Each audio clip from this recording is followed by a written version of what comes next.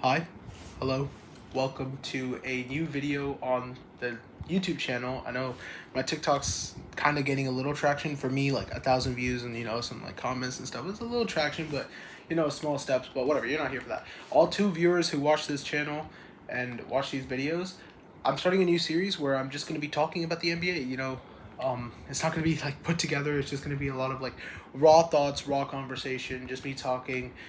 I don't know how long the videos are going to be. It's just going to be me talking. I'll have like maybe some gameplay so you guys don't have to see my ugly face or whatever.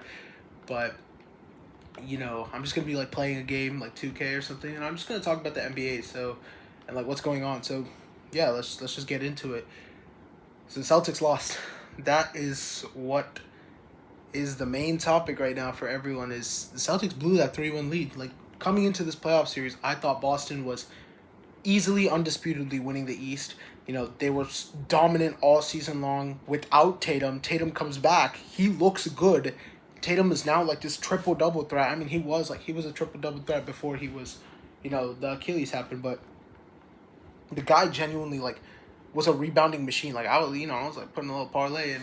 Dude, the guy could get hella rebounds. But it wasn't even that. Like, Tatum was playing aggressively. Tatum was still, like, Jason Tatum. He was, like, not fully Jason Tatum, but he was still, like, a version of Jason Tatum that we saw that was good. And this team was, like, pretty heavily expected to beat down on a injury-riddled Philadelphia 76ers team that looked very disjointed throughout the year. I mean, a lot of things went wrong for the 76ers throughout the year. Embiid went down with injury, then Maxey had like a injury with his finger, then Paul George obviously had whatever Paul George had with the suspension, and then like their depth wasn't really that good throughout the year. But they somehow were able to still sneak into the play-in as a 7 seed. They won, they took care of business in the play-in, and they take on the Celtics team, and everyone thinks they're going to get eliminated. Me personally, too, I think it's going to be a 4-5, maybe 6 best-case scenario series.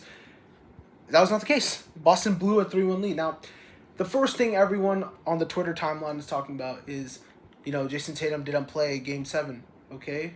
Embiid didn't play Game 1, 2, or 3. This series should have been over the minute Embiid came back. That blowout loss in Game 4, that should have been it. That should have been 4-0. Boston wins. But that pivotal Game 3 from Philadelphia, behind Maxey, Edgecombe, and Paul George, putting together a win, saved Philadelphia's season, just gave Embiid enough time to get one game under his belt, kind of figure out what's going on. Because the first game Embiid came back, sure, the stat sheet looked good, but if you watch the game, Embiid really wasn't Embiid. Like, he didn't look dominant like Embiid normally does. Then he figured out, wait, Nemes Keita's free eats, Nikola Vucevic free eats, Luka Garza free eats. And then he slowly realized that every center on their rotation is free eats, which is what Boston has to address. Now, shout out to Philadelphia. I think it's going to be a hell of a series between the Knicks, but I think this is more of just ultimate just missed opportunities for Boston because this was the worst outcome. You have this overachieving season. You make it to the playoffs as a 2nd seed without your best player, arguably, for a large part of the season. You then get your best player back. He looks healthy. And you blow a 3-1 lead in the first round. You don't just lose. You blow a 3-1 lead. So now, if you look at their other Eastern Conference counterpart who kind of went through the same thing where their best player goes down with a Achilles tear, they didn't try to be competitive. They just flat out accepted that this season's a wash and they're going to get like rewarded for it with a pick. I'm saying rewarded in quotation marks. You can't see that, but they're going to get a top pick because they just take their season away. So Boston now lost their ability to tank the season away because they wanted to stay competitive. And in staying competitive, they just went home with the same amount of playoff series wins this year as the Indiana Pacers. So when you think about it like that, Boston really just screwed themselves in the foot. And they ended up trading away some draft equity in the second round and Anthony Simons for a guy who literally looked like just not good in Nikola Vucevic. Like, he was just not good. Embiid, like, it didn't matter who you threw at him, but if you threw Vucevic at him, it was especially going to be problematic for the Celtics. But now, where does Boston go from here? Because the center rotation needs addressing, and the Derek White contract looking like I don't know if like I don't know if Boston wants to keep that around. I've seen people talk about, Mazzulla needs to go, Jason Tatum needs to go, Jaylen Brown needs to go. I don't think they need to go, but I do think people around them need to go.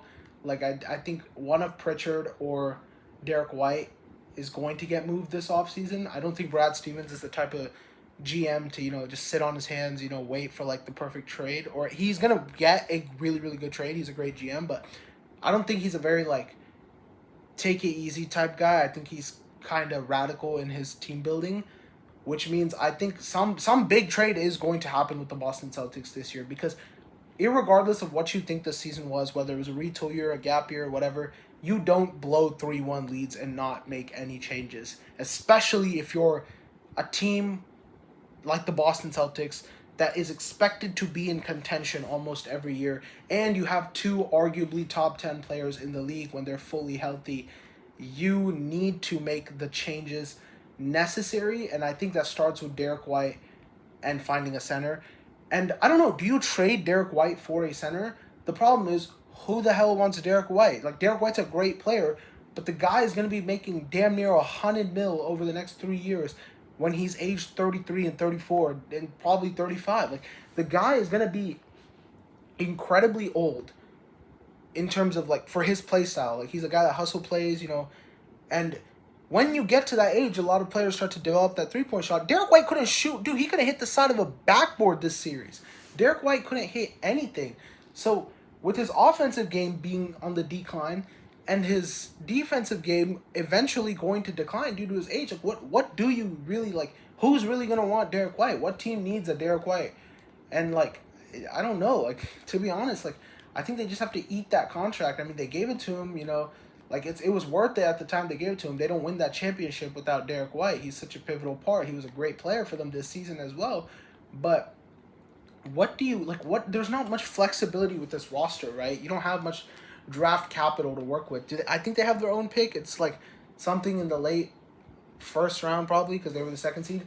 Like, do you look for a big man there? Like, who would be available? Like, Chris Senak maybe out of UH? But, like, I don't even think he's going to be available that late in the first round. But if he is, like, he would be a nice pickup. Like, maybe you go for, I don't know, like, a Day Mara, like somebody in the late first round, just a center you can build around in long term with Jason Tatum and Jaylen Brown. Because, dude, Jason Tatum and Jaylen Brown aren't young anymore, man. They're like 28, 29. They're entering their 30s. So the timeline is ticking. I mean, they did get their one championship, but it just feels like with how aggressive Boston has been when it comes to team building, like, they are not afraid to make moves. They will go out and get a Porzingis, a guy that a lot of people thought was injury riddled. He couldn't play for teams. He was inconsistent, blah, blah, blah. They went out, got him. They traded away Marcus Smart, who was like literally the heart and soul of their team, and they won a championship because they made that hard decision. So Brad Stevens is the type of guy to make these hard decisions, and I think come this offseason, he going to make a lot of those because, like, honestly, aside from Jaylen Brown and Jason Tatum, literally everyone on this team is not safe. Whether that be Derek White, Vucevic, Pritchard, Kata, Hauser, Garza, Walsh, like, literally anyone, no, like, maybe even Jaylen Brown. Like, that's how crazy this offseason is going to get because you just wasted a season of Jaylen Brown's prime. You rushed Jason Tatum back, right? Like, he would obviously have come later if the Celtics weren't poised to make a playoff run.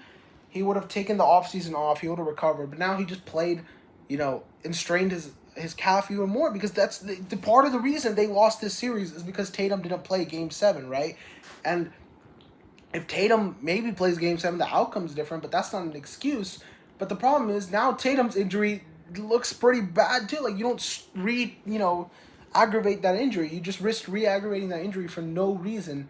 So the Celtics got a lot of answers. Not a lot of answers. What am I saying? They got a lot of questions and not a lot of answers. But on the flip side, you look at Philly, dude, this is literally like, if I'm a Philadelphia fan, I can't ask for anything more. Your team is now competitive in the playoffs. Your star player, Embiid, and your young star, Maxey, you have a 25-year-old star and a 20-year-old Rookie of the Year candidate who just had 23 in his first career Game 7. The dude's going to be a superstar, VJ Edgecombe. And your arguably best player on the team is only 25. And then the franchise guy, Embiid, is still balling. So you have the perfect blend of like Paul George is still here, you know, on like 1 to 2 years left on his deal. So you kind of maximize the Embiid George combo, and you now have a real shot at going to the conference finals. You could beat the Knicks, which, like, if Embiid continues to be this aggressive against weak defensive centers, the Knicks have a pretty weak defensive center in Karl Anthony Towns, right? If Embiid can take advantage of that mismatch, and if Maxey can play at the level he's been playing, and if Edgecombe can continue to ball out like he's been playing this playoff series, and Paul George can continue to be a defensive menace. Yes, I said it. If you have not been watching Philadelphia 76er basketball, you need to watch it, because Paul George has been elite on the defensive end this series. He made Jaylen Brown, although his stat lines look good, he had to work for every single one of those buckets. And Paul George really delivered. So for Philadelphia, literally, you're playing with house money at this point. Like, okay, you lose. You have a 25-year-old and a 20-year-old to build around. Embiid is like still under contract. You don't have anything to worry about. Like, Embiid's under contract for, I think, 2 more years, 3 more years. That's like the perfect exit window. You can continue competing, and you still have your young new franchise cornerstone. So Philadelphia is just in an ultimate position right now when it comes to team building and playoff positioning. So shout out to Philadelphia, but Boston, man, not a good look. Blowing a 3-1 lead, losing like this, it sucks, bro. But shout out to the 76ers, and Cavs in 7 tomorrow. Book it.